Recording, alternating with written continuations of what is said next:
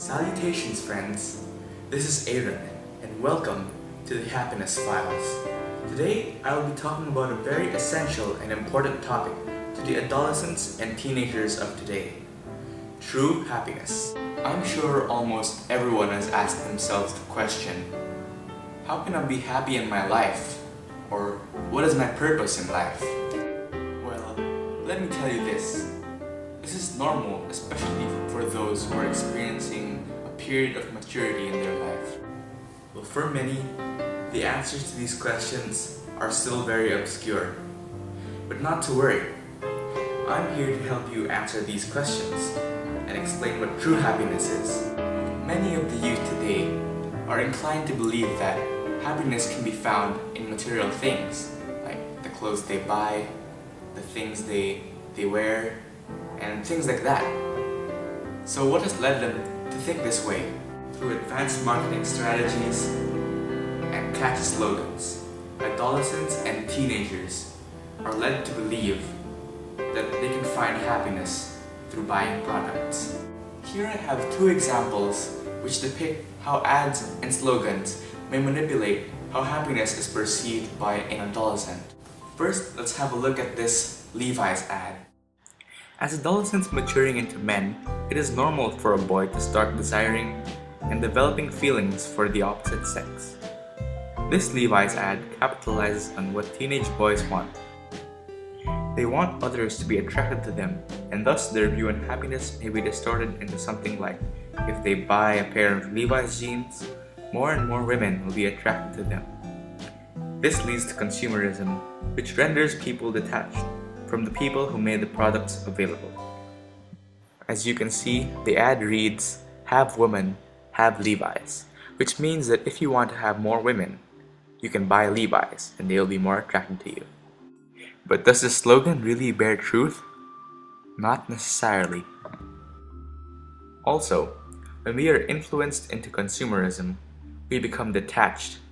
Because trends change fast, we also tend to discard fast, and we become less mindful of the people who manufacture the product and sacrifice their time for it. Now, the second example can be found in another clothing company's slogan. Now, this company is called Jantzen. Here's how the slogan goes. All girls are gorgeous in Jantzen. This time, the target audience is female adolescents. Of course, all women want to be beautiful and not ugly.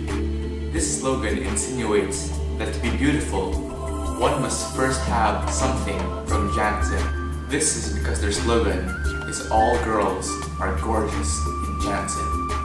This particular kind of advertising also makes people who do not have anything from this brand feel insecure about themselves. Because they do not own any particular clothing from this brand, this means that they are not beautiful and thus again promotes consumerism.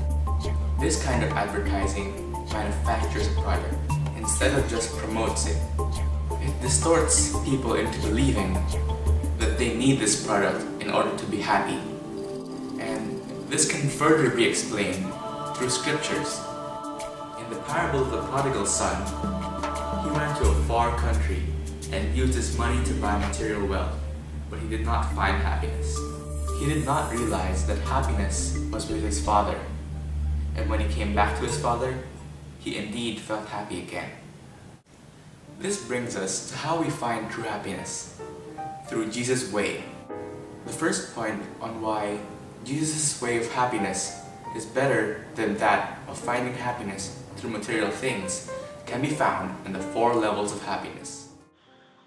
There are 4 levels of happiness, and each level defines how much happiness one feels. The first level of happiness is defined by material wealth and relationships. Material wealth being short-term and relationships being long-term.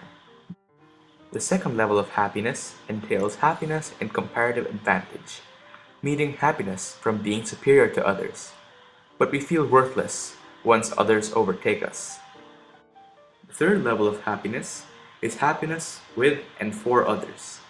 Our happiness will depend on the happiness of others, while the fourth level of happiness is through seeking and loving God.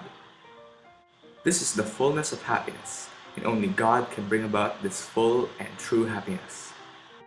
Now, the second point on why Jesus' way is better is because our hearts are programmed to love that which is permanent.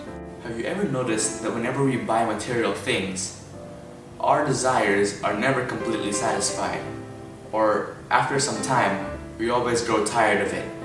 This is because material things can be broken and worn out, as opposed to God, who is permanent. There is only one who is permanent, and that is God. The only true way to gain the fullness and true happiness is through God. The third point on why Jesus' way is better is because in marketing, people are led to believe and feel lonely, weary, despair, and have a low self-esteem. And then they are manipulated into believing that buying these products will help address these problems and feelings. But in truth, they cannot. For these problems and feelings are spiritual in nature. They come from the spiritual desire and dimension of man. These things are spiritual in nature, and thus they cannot be addressed by physical commodities. These things can only be solved through spirit or through God. Alright, so to end this video, I will answer the questions I asked at the beginning. To become happy in life, one must continually seek and love God. That is your purpose in life. Remember, have happiness, have God.